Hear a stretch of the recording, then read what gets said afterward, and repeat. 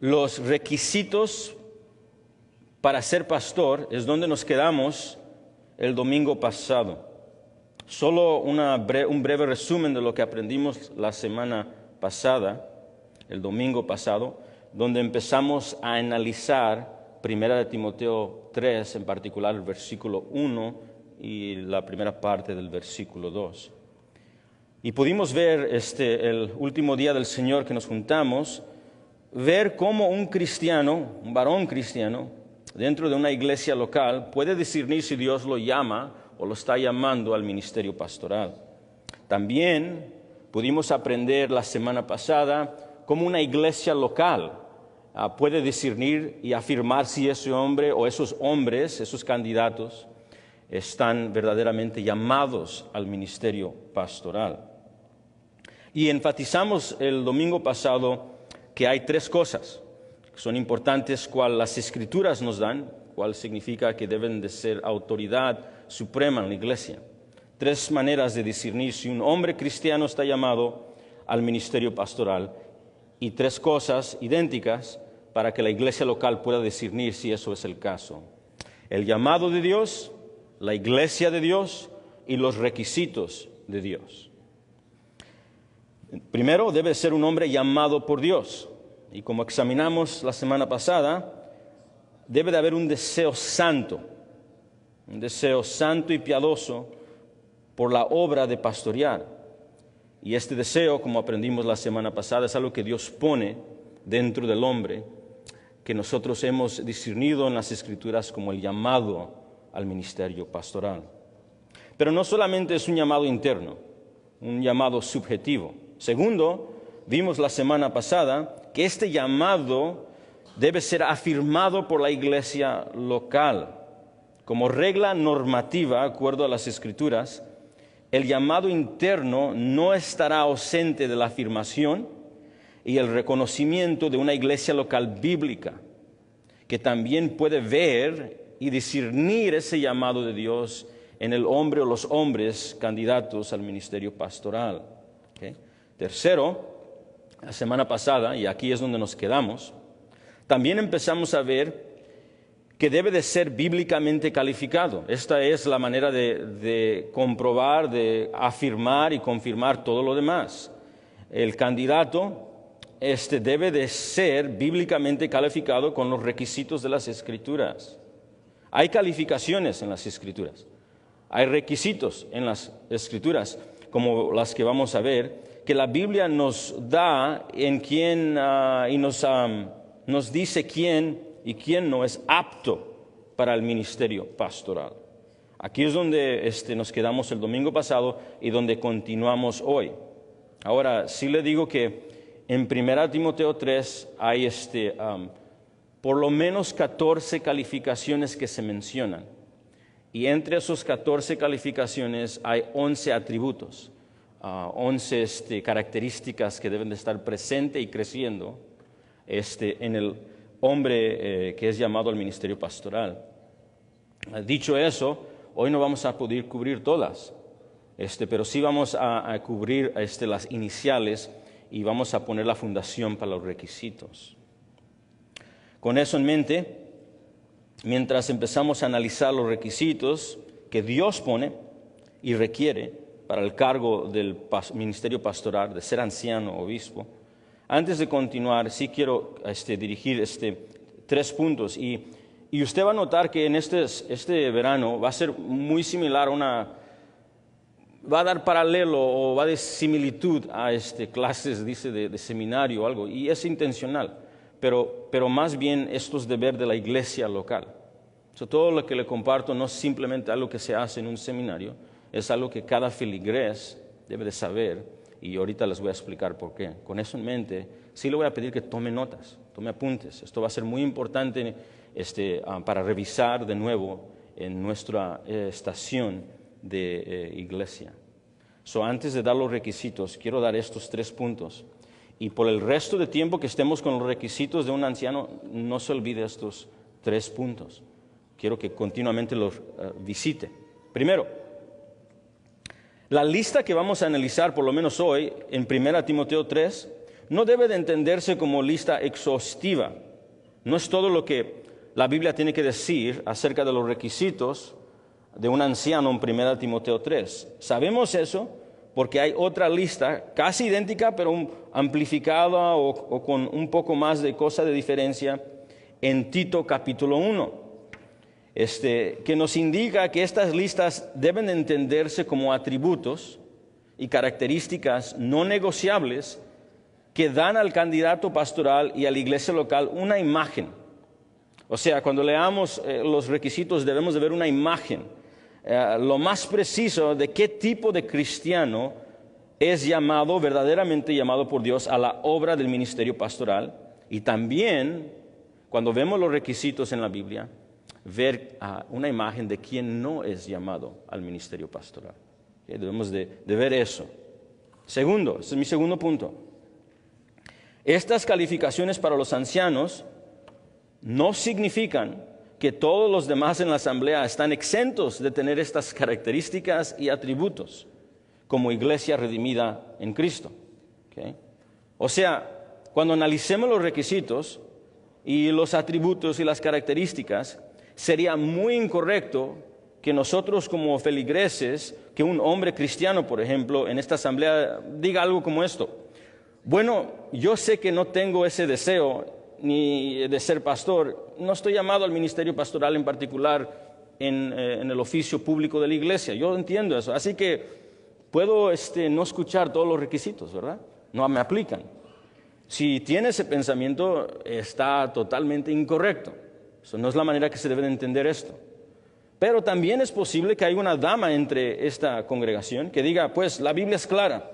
Las mujeres, dice las Escrituras, que no deben de ocupar el cargo de pastor, el oficio de pastor dentro de la iglesia. Primera de Timoteo 2:12, Primera de Corintios 14:34, deja eso claro y no negociable.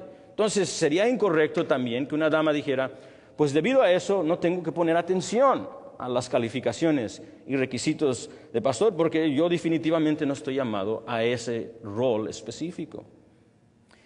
Les recuerdo que todas las calificaciones para un pastor aquí en 1 Timoteo 3, aunque no todo hombre será llamado al oficio, y definitivamente una dama no debe de tomar la posición del pastor, se pueden resumir todas estas características como el carácter ejemplar semejante al de Cristo, que trae gloria a Cristo.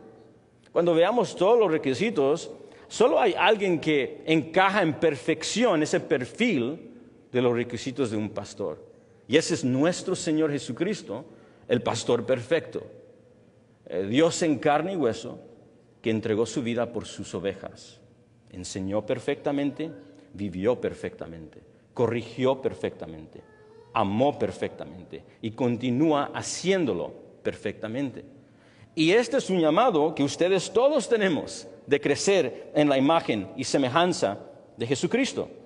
Si usted es un creyente, una nueva criatura en Cristo Jesús, ese es su llamado también, crecer en semejanza a nuestro Señor Jesucristo. Primera de Juan 2:6, no voltee ahí. El que dice que permanece en Él, es en Jesucristo, debe de andar, vivir, caminar como Él anduvo. Gálatas 4:19. Pablo, escribiendo a la iglesia, dice, hijitos míos, por quienes vuelvo a sufrir dolores de parto hasta que Cristo sea formado en vosotros. Y Romanos 8:29, que nos dicen uno de los propósitos y las metas grandes de Dios en salvarte si eres cristiano, perdonado en Cristo. Romanos 8:29, escuche, dice, nos predestinó para salvación a la iglesia. ¿Para qué? Para que fuesen hechos conforme a la imagen de su Hijo. Dicho esto, nadie aquí debe de concluir que porque estamos examinando los requisitos de un pastor, no tiene que escuchar o no es para ti. El anciano, como vamos a seguir viendo, se le llama a este oficio porque está modelando esto y debe de continuar modelándolo para el resto de la asamblea, porque todos estamos llamados a esto. ¿Okay? Con eso en mente, segundo punto, no se olvide de esto. Será su responsabilidad recordarse de esto cada vez que veamos un requisito de un anciano. ¿Está listo? A medida que repasemos estas calificaciones para los ancianos, para los pastores, para los obispos, usted mismo tiene que ver cómo usted está creciendo en semejanza a Cristo en esa calificación. ¿Está bien? En cada calificación, si usted es un cristiano, y especialmente los varones que tienen el llamado para pastorear sus casas, tiene que ver si usted está creciendo en esa área para poder pastorear su casa, y usted, dama, para poder reflejar a Cristo en todo el mundo. ¿Sí? Tercero, antes de continuar con los requisitos de un anciano y un pastor. En tercer lugar, como lo descartamos la semana pasada, todos nosotros aquí debemos conocer las calificaciones para el oficio de pastor, para que podamos discernir cuando Dios llama a un hombre al ministerio en nuestra asamblea y hagamos nuestra debida diligencia para reconocer si él o ellos son verdaderamente llamados o no. Primera Timoteo 3 es importante para el feligres y el miembro de la iglesia local porque tiene un papel que jugar en cuando se llama en reconocer y afirmar a un hombre dentro de la asamblea con el ministerio pastoral. Y también les recuerdo que 1 Timoteo 3, y esto es muy importante para nosotros en la estación en cual nos encontramos, les recuerdo que 1 Timoteo 3 también está aquí para que cuando un pastor sea bíblicamente descalificado de este oficio, es decir, cuando veamos los requisitos, y ya no se vea esa imagen en ese hombre o esos hombres. 1 Timoteo 3 también está aquí para que hagamos nuestra debida diligencia para honrar los mandamientos no negociables y instrucciones bíblicas de Dios, nuestro trino Dios, que se requieren que tomemos como asamblea de Cristo. No es amoroso, no es algo honrable, no está bien permitir que hombres bíblicamente no calificados permanezcan en el ministerio pastoral sin una respuesta bíblica humildemente obedecida y aplicada.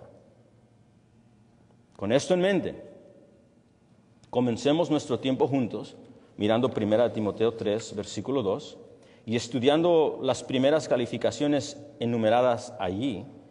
Y si el Señor nos permite, continuaremos cubriendo el resto en las próximas semanas. Lo invito a 1 Timoteo 3, versículo 2. Pero significa que está continuando el versículo 1, lo que aprendimos la semana pasada. Pero es necesario que el obispo sea irreprensible, marido de una sola mujer, sobrio, prudente, decoroso, hospedador, apto para enseñar. Tomamos pausa ahí por el momento, los requisitos continúan. Es necesario que el obispo sea irreprensible, punto grande. Ese es el imperativo grande del versículo 2, el mandato grande, la instrucción de Pablo a Timoteo. Observemos que habla del obispo. Lo que él va a decir tiene que ver con el obispo. Es necesario que el obispo sea. Obispo, como hemos visto en estas últimas semanas, aunque muchas personas hoy en día no usan el término como se debería, en el Nuevo Testamento y en el mundo en el cual Pablo vivía y Timoteo vivía, era otra y es otra palabra para hablar del ministerio y la responsabilidad de un pastor dentro de una iglesia local. La palabra obispo, literalmente episkopos, se refiere a alguien que tiene un papel de supervisión y la responsabilidad de proteger y de cuidar lo que no le pertenece a otro y hacerlo con las instrucciones que se les dio. Tiene mayordomía y tiene que dar cuenta por esa mayordomía. Esa es la definición general de un obispo. Como lo expresó un gramático griego, la palabra episkopos se refiere a un hombre encargado del deber de ver que las cosas se hagan correctamente. En el Nuevo Testamento se usa esta palabra para hablar de la mayordomía que Dios le ha dado a ciertos hombres cristianos en el pastor, en el llamado del pastoreo. Habla del oficio, la función del pastor dentro de la iglesia local, a quien Dios le ha encomendado guardar, supervisar y cuidar la iglesia que le pertenece a Él, a su amado Hijo Jesucristo a precio de sangre. Y lo debe de hacer, como usted correctamente está viendo, a la manera de Cristo. Si es un mayordomo tiene que cuidar tal como se le instruyó. Las instrucciones vienen de Dios por medio de las Escrituras. Y en el día que dé cuentas, se le va a llamar atención por cómo manejó y cómo supervisó y cuidó y atendió la novia de Cristo de acuerdo a las Escrituras. Pablo está hablando de obispos. Este es el contexto. Y siga leyendo conmigo, 1 Timoteo 3:2. Es necesario que el obispo sea. Es necesario. Eso es lo que dice Pablo. La Biblia de las Américas, otra versión en español, dice debe de ser. Pablo le está hablando a Timoteo. Aquí un pastor misionero, tomando ese obispado juntamente con otros ancianos en la iglesia de Éfeso. Y le está escribiendo a él en cómo él debe, juntamente con la iglesia y los ancianos, reconocer cuando Dios llama a un hombre cristiano entre esa iglesia en Éfeso para la obra de obispado. Es por eso lo que le escribe. Le está diciendo cómo discernir esto, cómo entender esto y cómo verlo. A quién recibir y a quién no recibir. ¿Okay? Lo que va a seguir es una lista de alrededor de 14 calificaciones que incluye en esas 14 calificaciones 11 atributos o características. Y Pablo dice que deben de ser necesario, versículo 2, es necesario que el obispo sea y tenga estas presentes en sus vidas. ¿Okay? No dice podría ser. No dice será un día. Sino debe de tener esto presente hoy. Lo que significa que estas son características cristianas, escuche esto conmigo, innegociables, que deben de estar presentes y creciendo en la vida del candidato pastoral. Como bien lo expresó Alexander Strauch, el verbo es necesario, es un imperativo, por lo que el obispo o el supervisor debe ser de un cierto carácter moral y espiritual o no califica para ser obispo. Eso es exactamente lo que significa, es necesario. Como lo puso otro comentarista, el supervisor o el obispo presenta más que una lista de deseos. Señala una calidad y profundidad de piedad que son indispensables para la magnitud y gravedad de la labor pastoral que Pablo modela, espera de Timoteo y espera ver replicada en las generaciones venideras en Éfeso y más allá. Es lo que se esperaba modelado por Pablo, es lo que se esperaba de Timoteo, es lo que se esperaba de los ancianos en Éfeso y es lo que Pablo espera que Timoteo obedezca como palabra de Dios cuando elige o discierna y reconocer un anciano dentro de ellos. Y es la carta que continuó la iglesia entendiendo como algo no de buena sabiduría, sino como la palabra del Dios viviente, inerrante, no negociable. Es necesario, dice el apóstol, que el obispo sea. Significa que para ser un anciano, un pastor, supervisor, un obispo, para que él sea identificado o ellos sean identificados, reconocidos o discernidos como teniendo este llamado al obispado, a pastorear, estas calificaciones deben de estar presentes en sus vidas. ¿Cuáles? ¿Cuáles deben de estar presentes? Sigamos en el versículo 2. Es necesario que el obispo sea irreprensible. Una palabra un poco espantosa cuando la leo. Tal vez su versión dice irreprochable o intachable. Hablaremos más sobre lo que significa la palabra irreprensible, pero por ahora sí quiero que tome nota de esta palabra irreprensible, una nota breve. La palabra irreprensible no es simplemente la primera calificación para un pastor, sino más bien irreprensible tiene como objetivo resumir todas las demás calificaciones y características que él va a dar en el versículo 2 y 8. Irreprensible, si usted dice, ¿cómo se ve eso? Pues el resto de los versículos nos van a dar exactamente cómo se ve el hombre cristiano, que es irreprensible. Eso es lo mismo que hace Pablo, y no tiene que voltear ahí en Tito capítulo 1. Dice que también debe de ser irreprochable.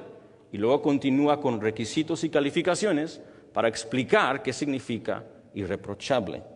Como dijo un escritor, correctamente observando esto, dijo, irreprensible es la palabra que engloba todas las demás cualidades y se refiere al carácter público y privado y a la calidad de la vida del anciano. Engloba todo lo demás, irreprensible. Tome eso y recuerde eso conmigo. Ahora, ¿qué significa irreprochable? Ciertamente puede significar que un hijo de Adán, aunque redimido, estará sin pecado y sin faltas. Ciertamente no puede significar esto, porque solo hay un pastor con P mayúscula que se ajusta a esta descripción, y ese es nuestro pastor principal, el Señor Jesucristo. Las Escrituras dicen de él, 1 Pedro 2:22, del Señor, que él no cometió pecado, ni se halló engaño en su boca.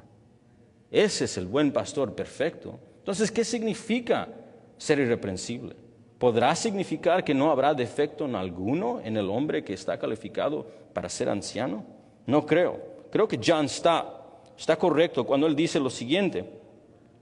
Cuando John Stott observa, esto no puede significar sin falta, o ningún hijo de Adán jamás calificaría para compartir la supervisión. Claro que sí. Entonces, ¿qué significa ser irreprensible, irreprochable, intachable? La palabra en el lenguaje original literalmente significa no se puede retener.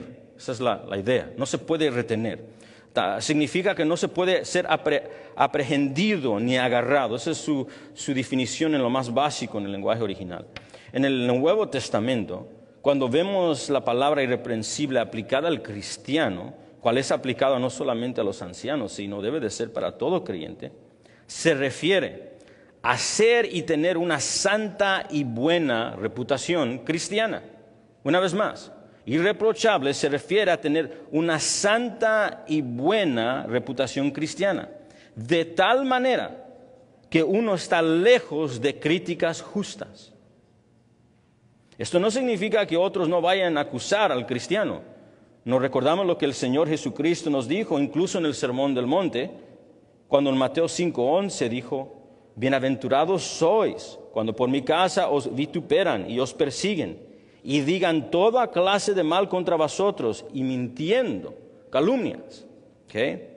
Esto no significa eso, no significa que otros no vayan a acusar al cristiano o incluso al candidato, pero sí significa que cualquier acusación de pecado, cualquier acusación de rebelión notable, no encontrará lugar correcto ni justo sobre él.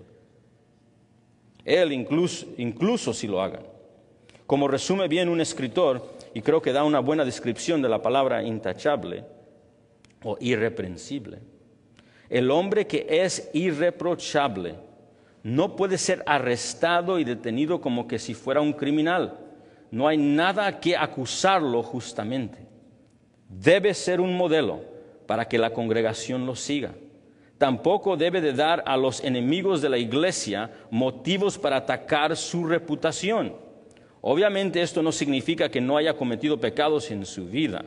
Lo que sí significa es que su vida no ha sido manchada por algún defecto pecaminoso obvio en su carácter que le impida establecer el estándar más alto de la conducta piadosa. Buena descripción y sumario de lo que significa ser irreprensible. El amado George Knight afirma lo mismo y dice lo siguiente. George Knight dice, el obispo no debe ser vulnerable a ataques o críticas con respecto a su vida cristiana en general, y especialmente con respecto a la lista de las características que sigue. Esto debe de ser su testimonio que marca su vida.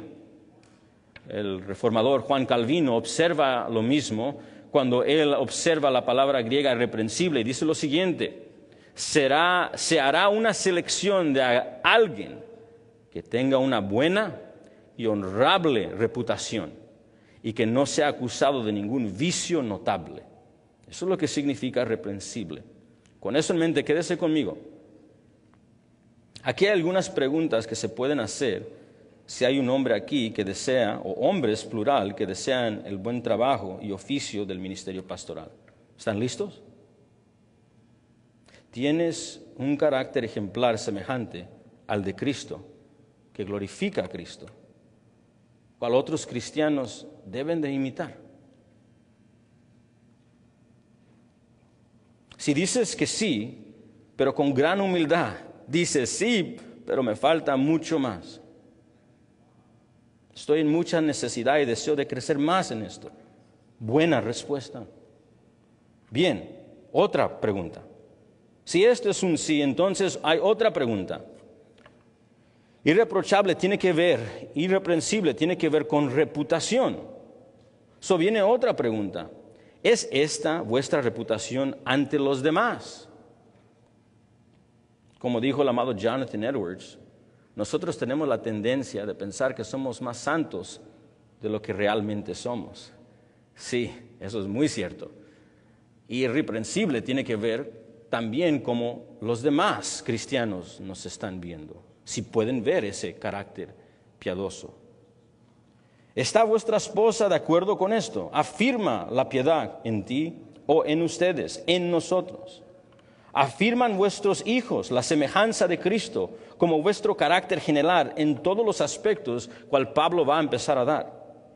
Iglesia, si un candidato o varios candidatos al ministerio pastoral se presentara ante nuestra asamblea, una pregunta que debes de hacer, acuerdo a Pablo, dándosela a la iglesia,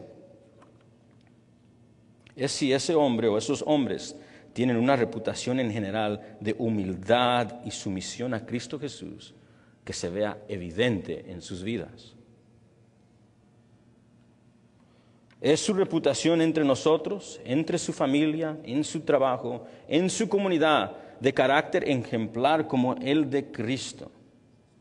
Si hay pecados evidentes y si hay pecados notables que manchen su testimonio cristiano, sí, claro, Cristo perdonará. Sí, claro, Cristo redime a cualquier pecador que se arrepienta verdaderamente.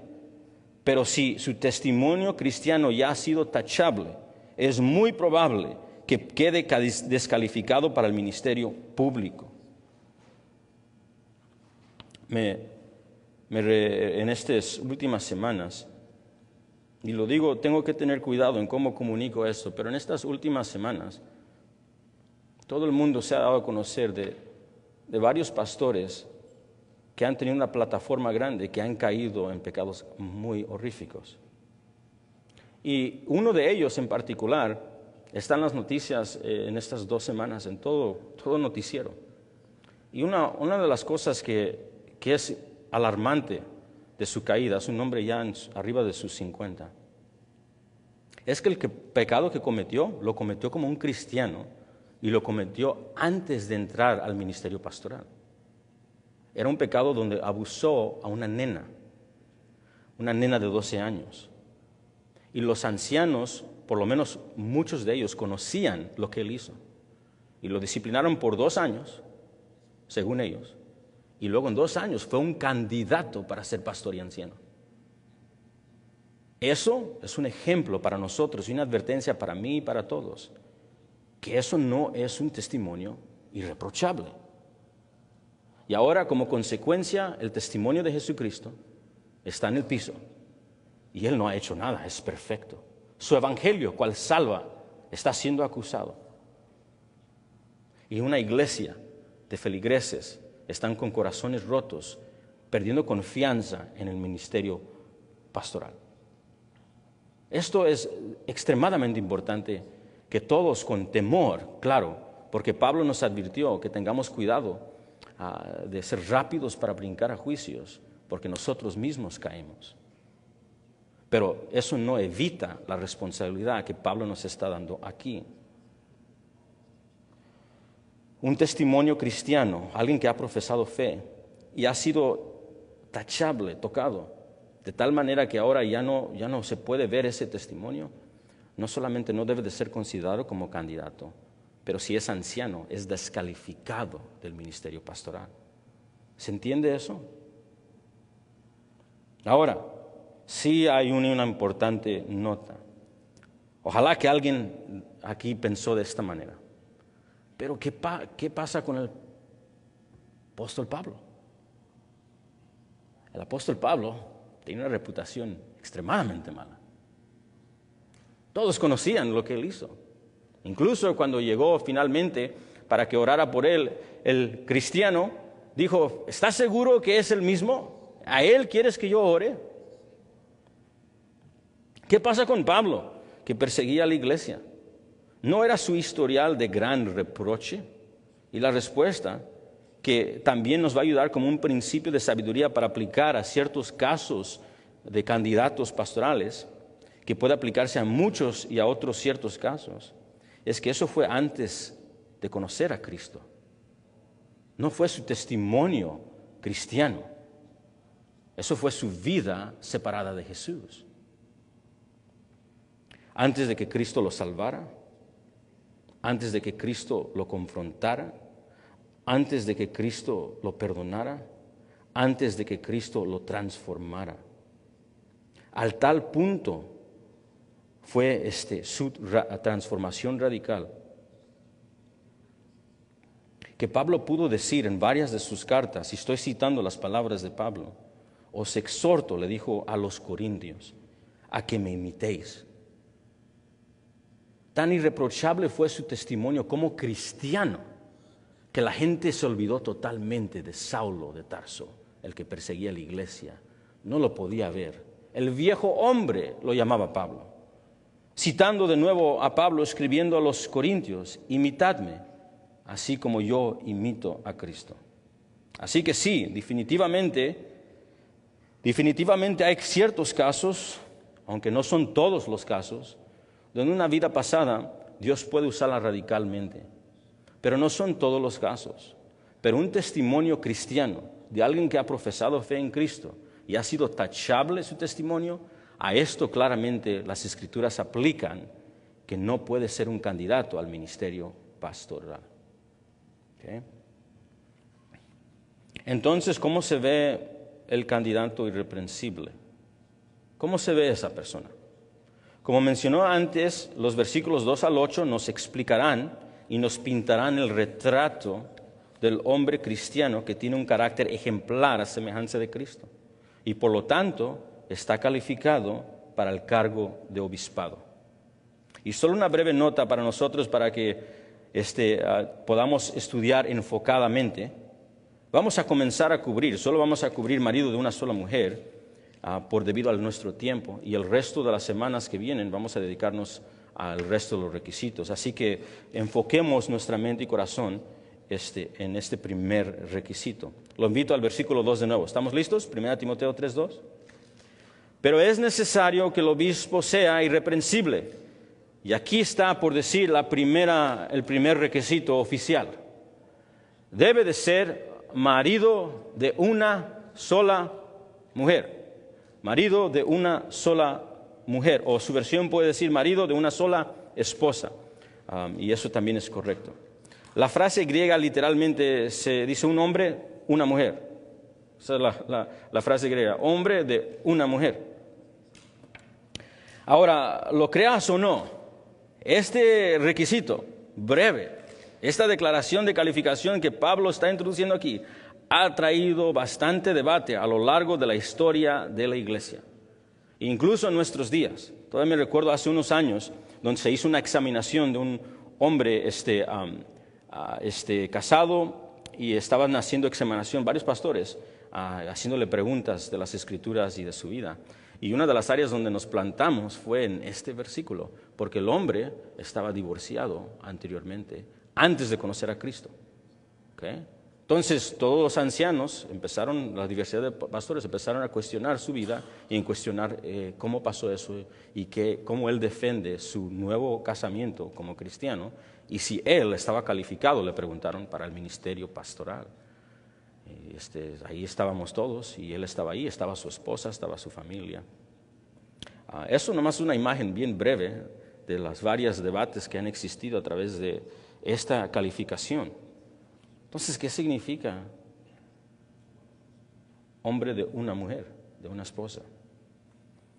No voy a escribir un libro de esto, pero sí présteme oído por 4 puntos, por 4 interpretaciones que no todas están correctas. Una debe de estar correcta, pero 4 interpretaciones que se ha entendido históricamente este versículo y este requisito. ¿Estamos juntos? Primero, esa es la primera. ¿Estamos aquí? Esta es la primera. Algunos dicen que el obispo sea marido de una sola mujer, una sola o de sola esposa. Pablo está ordenando que todos los candidatos pastorales sean hombres casados. Algunos interpretan que lo que Pablo está diciendo es que si no eres un hombre cristiano casado, no estás calificado ni para ser candidato al ministerio pastoral. Esa es una postura que ha guardado la iglesia algunos. No estás calificado al ministerio pastoral si no estás casado. ¿Podría ser esto lo que el apóstol Pablo está requiriendo aquí de los candidatos? No veo que esto sea el caso. Déjeme decirle por qué. Porque esto automáticamente descalificaría a Pablo, que era un hombre cristiano y sí, como ustedes saben, soltero en el ministerio. Era un hombre soltero y célibe, dedicándose totalmente. En 1 Corintios 7:7 dice que él deseaba que todos eran como él, pero que cada uno tiene su propio don de Dios. Uno la verdad de un modo y al otro de otro. En otras palabras, hablando de su soltería y su llamado de Dios a ser celibato. Y no nomás eso, anima a varias gente a que se pueda dedicar, si eso es su llamado de Dios específico, a eso. Eso descalificaría a Pablo automáticamente quien está dando la instrucción. No nomás eso, sino también descalificaría a Timoteo. Timoteo, a quien se describe como un joven soltero que fue tomado por Pablo como su discípulo en Hechos capítulo 16 y sirve como pastor misionero en Éfeso, un pastor encargado de otros pastores. Esto claramente no puede ser una prohibición a un soltero que pueda ser un candidato al ministerio pastoral. ¿Y qué de nuestro Señor Jesucristo? Nuestro Señor Jesucristo, quien es nuestro pastor de todos, el pastor principal, y que nunca se casó en todo su ministerio terrenal. Su única novia en cual Él tiene ojos es su iglesia por cual Él murió. Pero en su vida terrenal fue un hombre que se dedicó totalmente a la obra de Dios, el ministerio de Dios, y fue, sí, soltero, con falta de nada, totalmente satisfecho en Dios y en Cristo. A esa interpretación, aunque al primer escuchar tal vez anime a algunos, después de considerar bien en amplitud el resto de las Escrituras, no puede ser el caso. ¿Okay? Segunda, hay algunos que dicen que cuando Pablo dice que el requisito del marido de una sola mujer, de esposa, algunos dicen que significa que un candidato pastoral solo puede casarse una vez. En otras palabras, un hombre divorciado, un hombre cristiano que se ha casado más de una vez por cualquier razón está totalmente descalificado del ministerio pastoral. No, ni siquiera debe de presentarse como un candidato. Algunos, incluso a través de la historia de la iglesia, dicen que hasta si un hombre cristiano enviudó debido a su esposa muriéndose y se casó de nuevo, no puede ser candidato al ministerio pastoral, y si él se casa otra vez, ha traído mala reputación y no debe de continuar si es pastor en el ministerio pastoral. Esto ha sido algunas de las posiciones que se han guardado a través de la historia de la iglesia. Un hombre que se ha casado más de una vez no está calificado para el ministerio pastoral, según la comprensión de las palabras de Pablo para algunos, que tiene que ser marido de una sola mujer. ¿Será esto lo que Pablo dice? Aunque muchos buenos, y lo digo con mucha humildad porque he escuchado varios argumentos de varios, tengo por lo menos 2 profesores que guardan esta posición, y he escuchado sus argumentos y a veces sí digo, a lo mejor sí es cierto lo que están diciendo, hace mucho sentido. Aunque hay muchos buenos y piadosos cristianos, más maduros, ejemplares cristianos, ancianos y iglesias y denominaciones hoy y a lo largo de la historia de la iglesia, que han mantenido esta posición estricta y han presentado algunos puntos sólidos de por qué creen esto. El punto más convincente en ese lado es que Cristo es leal a su esposa, una sola esposa. Y ese es uno de los más convincentes puntos en mi punto de vista que he visto en esa posición. No estoy totalmente convencido que Pablo está prohibiendo a todos, sí definitivamente a muchos, pero prohibiendo a todos no estoy convencido, y cada uno de los candidatos pastorales que se han vuelto a casar, que se presentan para el ministerio pastoral. Déjeme decirle por qué concluyo esto y quiero que escriba esto para que siga continuando estudiando esto en la semana. ¿Está bien? Ok, concluyo esto por las siguientes razones. Déjeme darle la primera. La Biblia claramente permite un nuevo matrimonio, un recasamiento, si lo podemos decir eso en español, para todo cristiano, mujer o hombre, que ha enviudado debido a la muerte de su cónyuge. Y lo hace sin ninguna condenación sobre ellos. ¿Okay? Primera de Corintios 7:39. La mujer casada está ligada por la ley mientras su marido vive. Pero si su marido muriere, libre está para casarse con quien desee, con tal que sea en el Señor, que sea cristiano. Primera de Corintios 7:39. Y Romanos 7:2 afirma lo mismo, que la ley los guarda juntos conforme estén casados, pero cuando muera un cónyuge están libres para recasarse. Eso fue en ambos el Antiguo y el Nuevo Pacto. Mi primera razón es, no puede ser tan estricto eso, porque ni la ley mosaica, ni en el Nuevo Testamento se dio esas reglas tan estrictas. Estamos imponiendo cosas en el texto que no están en el texto, y tenemos que tener mucho cuidado de eso. Segunda razón por cual no creo y no estoy totalmente convencido con esa posición, aunque muchos hombres piadosos la guarden, es por esta razón. Aunque Dios nunca promueve el divorcio,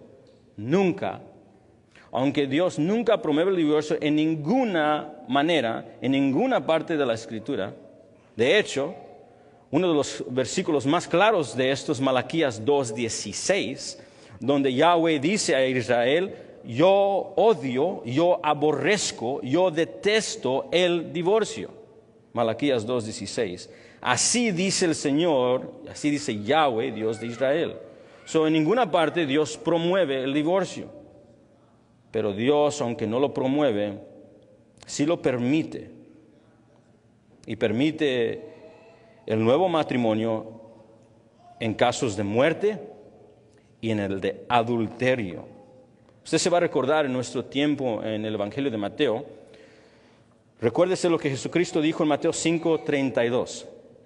Yo os digo que el que repudia, y eso es una palabra antigua para hablar de divorcio, pero yo os digo que el que repudia a su mujer, a no ser por causa de fornicación, es inmoralidad sexual, hace que ella adultere. En otras palabras, no es legítimo.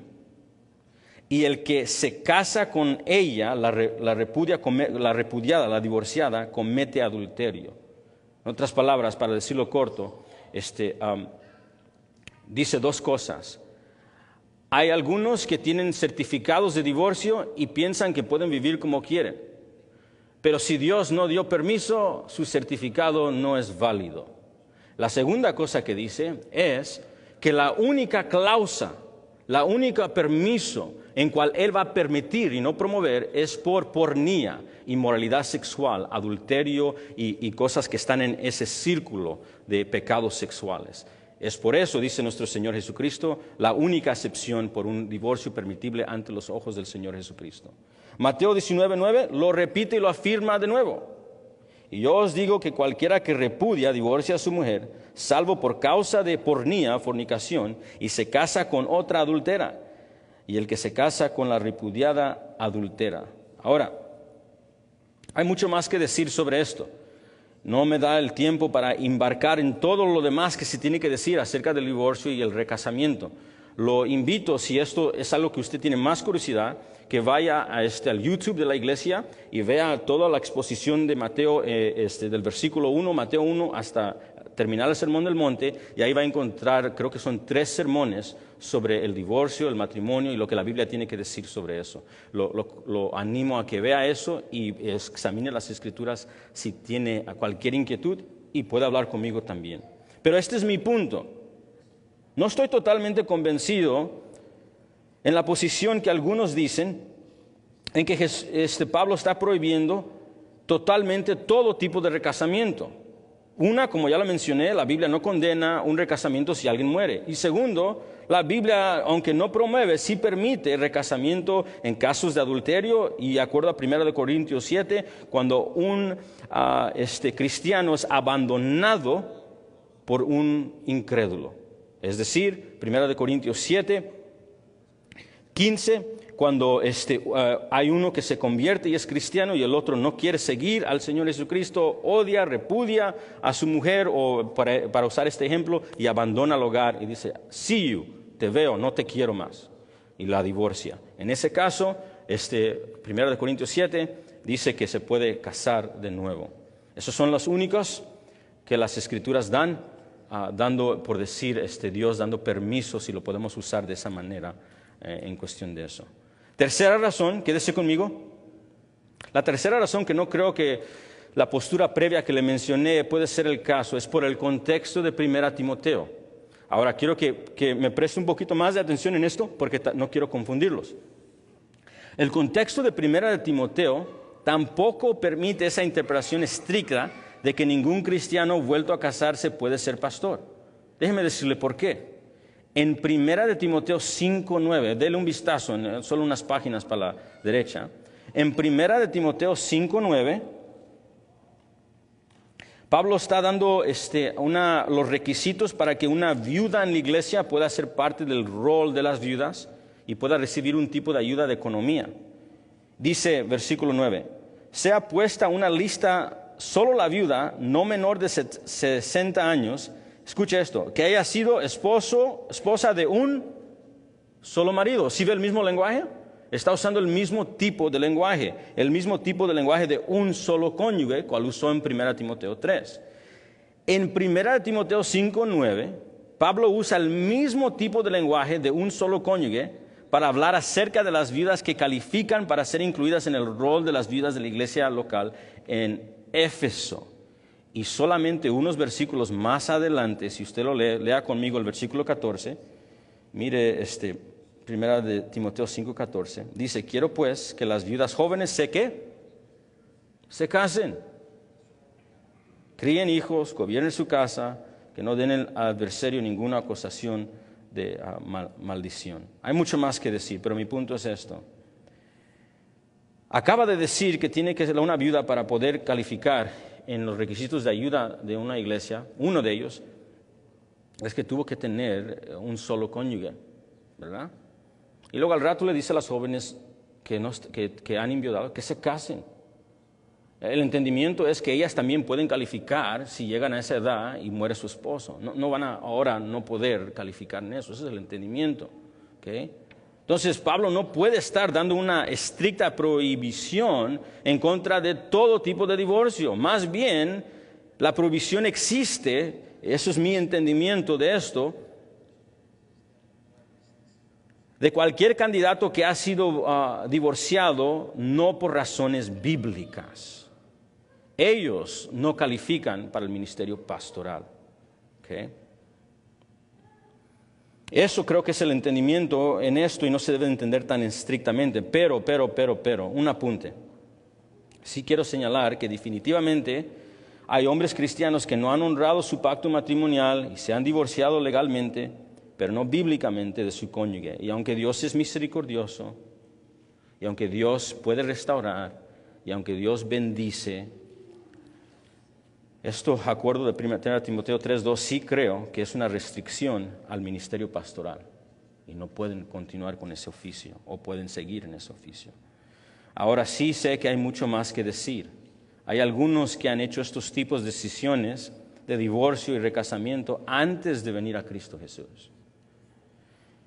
Y como hablamos antes, en ciertos casos, eso tiene mucho que ver con el candidato. Lo he visto una y otra vez con candidatos.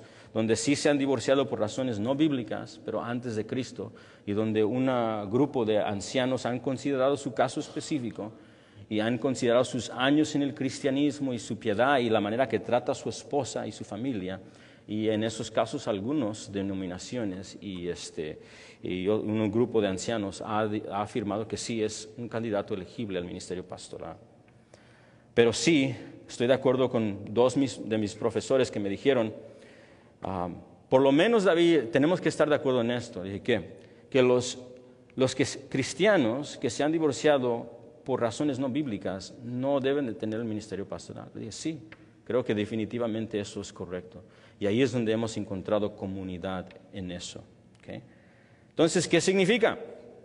¿A qué se refiere Pablo cuando da el requisito de una sola mujer? Nos faltan dos, quédese conmigo. En tercer lugar, algunos dicen que la calificación de marido de una sola mujer está aquí como una condenación específica contra la poligamía, es decir, el hombre que se casa con varias mujeres en la asamblea cristiana. Sí, a veces cuando predica Pablo, predicaba, y todavía sucede, donde hay ciertos que sí se convierten y tienen más de una esposa. Yo no me voy a entrar en este debate hoy, pero si quiere saber más de eso, sí le recomiendo las palabras del doctor John Piper. Él contestó esta pregunta y creo que es muy sabia su pregunta, y puede buscarlo en desiringgod.org. When a polygamist is converted, what should he do about his marriage? Cuando alguien que practicaba la poligamía y se ha convertido, ¿qué debe de hacer con sus matrimonios? Si quiere saber más de eso, métase ahí a estudiar eso y podemos hablar más al rato. Pero el punto es esto. Hay muchos que dicen que lo que Pablo está restringiendo y lo que está plantando claro es una condenación en contra de la poligamía. Incluso el amado reformador Juan Calvino guardó fuertemente esta posición y lo entendió de esta manera. En otras palabras, en este entendimiento, la calificación de marido de una sola mujer, Pablo está dejando en claro que la poligamía no debe ser parte de la asamblea cristiana, y el pastor cristiano en particular, mucho más, debe de dar el ejemplo de esto. Y cualquier contexto pasado o presente de múltiples esposas automáticamente descalifica a cualquier candidato, aunque diga que desea el ministerio pastoral. Eso es un entendimiento.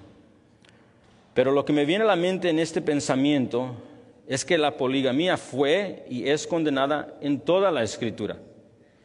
Y esto es aún más explícito en el Nuevo Testamento para cada cristiano. No solo para los ancianos y los pastores. Podemos ver claras, vamos a aprender los 10 mandamientos, vamos a ver claramente que la poligamía no es permitida en ninguna manera. Y en adición a esto, habría sido algo que requería disciplina eclesiástica. En otras palabras, si un hombre cristiano en la iglesia de Éfeso se casara con otra mujer que fuera su esposa, no solamente cometiera adulterio, sino la iglesia de Éfeso automáticamente tuviera que practicar disciplina eclesiástica. Por esta razón es lo que creo que por lo que no creo que el candidato pastoral hubiera llegado ni siquiera al punto de ser candidato pastoral ahí en Éfeso. Así que mi respuesta a esto es la siguiente. Sí, por supuesto que la instrucción y el requisito y la calificación de marido de una sola mujer condena la poligamía. Claro, es obvio, esto es claro. Pero creo que Pablo tiene que ver y está refiriéndose a mucho más que esto. No siendo que eso es menor, sino quiere decir algo más con esto. Algo específico cuando él dice, tiene que ser un hombre con una mujer. Y esta es la posición que creo que el texto dice y lo que Pablo está comunicando. La cuarta, ¿a qué se refiere este requisito que es necesario que el obispo sea marido de una sola mujer? Creo, considerando todo lo que acabamos de señalar, que tiene que ver con el amor y la lealtad a su esposa y su pacto matrimonial bíblico, definitivamente. No viendo todas las otras, definitivamente esto es el punto grande de todas. tiene que ver con amor y lealtad a su esposa y el pacto que ha hecho ante los ojos de Dios con esa mujer. Tiene que ver con fidelidad marital. Marido de una sola mujer es una frase griega distinta en el Nuevo Testamento y por eso hay mucho debate, porque no se encuentra en el griego clásico en todo lugar y se encuentra solamente en ciertas partes del Nuevo Testamento y surgen varios debates debido a eso. Pero literalmente, hombre de una mujer, existe, la mayoría de gramáticos concluyen, para enfatizar algo específico, un amor indiviso por su esposa. Dr. Yarbrough, que escribió un excelente comentario sobre 1 Timoteo, D.A. Carson dijo que su comentario sobre las cartas pastorales era el mejor que ha leído. Y mientras leo la enseñanza de Dr. Yarbrough en 1 Timoteo, afirmo que sí, creo que le pega al clavo, como dicen. Y Dr. Yarbrough captó el significado griego cuando escribe que esta frase, hombre de una mujer, habla de una mujer, escuche, a la que se dedica totalmente y exclusivamente. Cuando lean los comentaristas más conservativos, aún todos de ellos afirman por lo menos eso. Pablo está enfatizando una dedicación total y exclusiva hacia su esposa con quien él ha hecho pacto. En otras palabras, esto es el punto, amados. Cuando Pablo dice que el hombre cristiano que está calificado para estar en el ministerio de cuidar y supervisar al rebaño de Cristo, debe de ser calificado, tiene que ser esposa de una sola mujer, hombre de una mujer. Esto significa que tiene que ser tan claro, tan evidente a su esposa, a sus hijos, a la iglesia, que este hombre solo tiene ojos por ella. Tiene que ser claro a su esposa, tiene que ser claro a sus hijos, tiene que ser claro a la iglesia, tiene que ser claro a los vecinos, que la mujer que él ama es su esposa, que la mujer que él desea es su esposa, que la mujer que él atesora es su esposa. La que ha capturado su pensamiento y corazón es su esposa. La quien él respeta es su esposa. Es devoto, tiene ojos devotos hacia Jesucristo y su esposa. La ama, la desea, la atesora y la honra, porque honra tanto el pacto matrimonial que él ha hecho ante los ojos de Dios, que la trata como merece, que se destaca como estrellas en el cielo su matrimonio, en un cielo nocturno del desierto, resalta el tratamiento en medio de un mundo que deshonra el pacto del matrimonio. He stands out. His wife stands out. Su esposa resalta. Ahora, concluimos con esto. Estuve pensando en esto, porque todo esto está ligado con el Evangelio, ¿verdad? Incluso los requisitos de anciano, porque es la esposa del Señor Jesucristo, cual Él redimió a precio de sangre. Establece los requisitos para que el mayordomo cuide la esposa de Cristo. Todo está ligado con lo que Dios ha hecho en la cruz por pecadores, redimiéndolos, rescatándolos. Todo, lo visible, lo invisible. Entonces, ¿por qué Pablo nos lleva a la relación de un hombre cristiano y su esposa en requisitos para ser un pastor? Y si es un hombre soltero, porque ya vimos que un hombre soltero puede ser un candidato, ¿por qué Dios quiere que observemos la manera que ese hombre soltero, cristiano profesando, trata a las mujeres? ¿Por qué Dios trae esto? Creo que las respuestas se encuentran unos pocos versículos más abajo. Versículo 5. Creo que el versículo 5 nos ayuda a entender mucho de lo que está pasando aquí. 1 Timoteo 3:5. Si alguien no sabe gobernar, cuidar de su propia casa, ¿cómo cuidará de la iglesia de Dios? Podemos ver lo que Pablo acaba de hacer. ¿Puedes ver lo que Pablo acaba de decir? ¿Podemos ver lo que Pablo está haciendo en el versículo 5?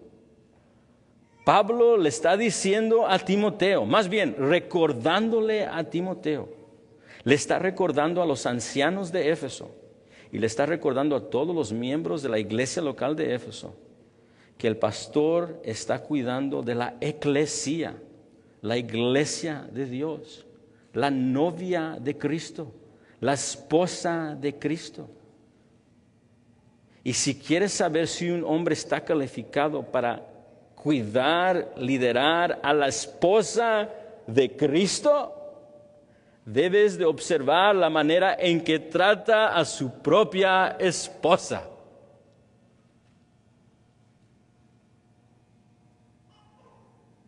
Eso es lo que está diciendo Pablo. ¿Quieres saber? Go to his house.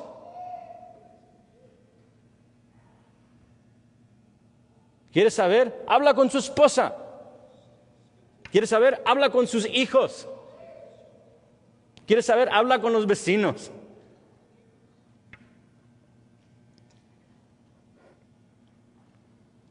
El candidato al pastor debe amar, respetar, honrar, guiar sacrificialmente y servir a su esposa. O no está calificado para cuidar, dirigir, amar a la iglesia, a la esposa de Cristo. Y si es un hombre soltero, la regla todavía se aplica.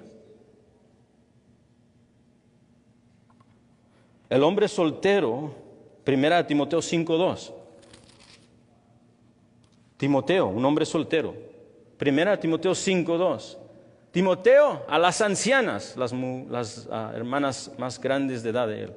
A las ancianas, trátalas o pastoréalas como a madres.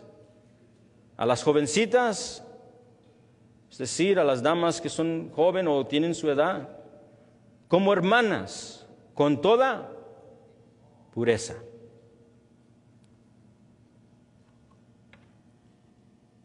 Como recordatorio final, este es un llamado para todos los hombres cristianos, para mí,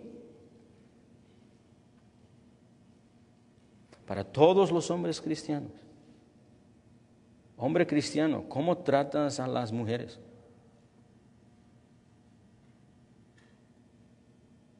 ¿Cómo piensas de las mujeres? Y si eres casado, ¿cómo piensas de tu esposa? ¿Cómo piensas de otras mujeres que no son tu esposa?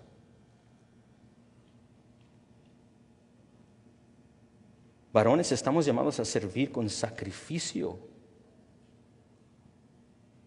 Incluso si tenemos que entregar nuestras propias vidas por ellas. ¿Cómo hablamos con nuestras esposas? ¿Cómo hablamos y tratamos a lo que las Escrituras llaman vasos más frágiles? No porque sean menor, sino porque son hechas en una manera que se deben de tratar con gran valor y cuidado. A Dios le importa, varón, cómo tratas a las mujeres.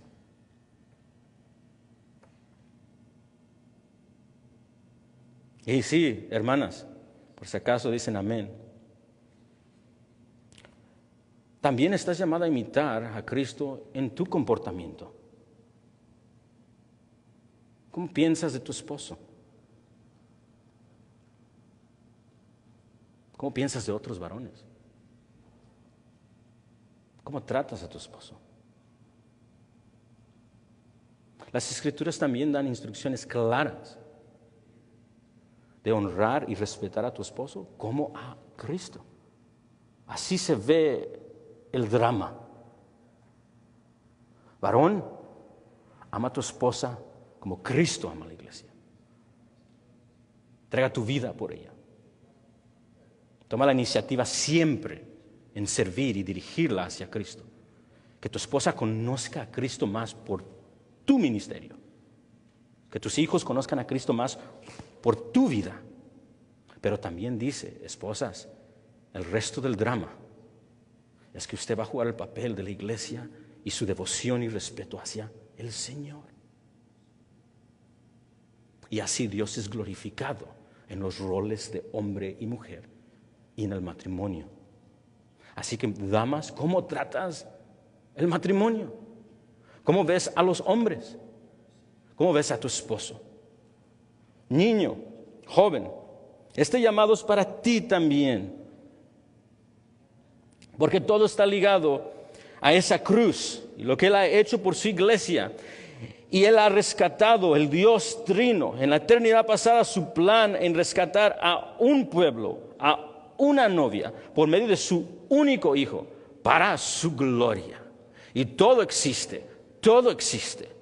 El matrimonio, los roles de varones y damas, la iglesia, el gobierno de la iglesia y los requisitos para ancianos, todo existe para reflejar al Dios que servimos y nos ha amado de esta manera. Lo invito a que oremos juntos.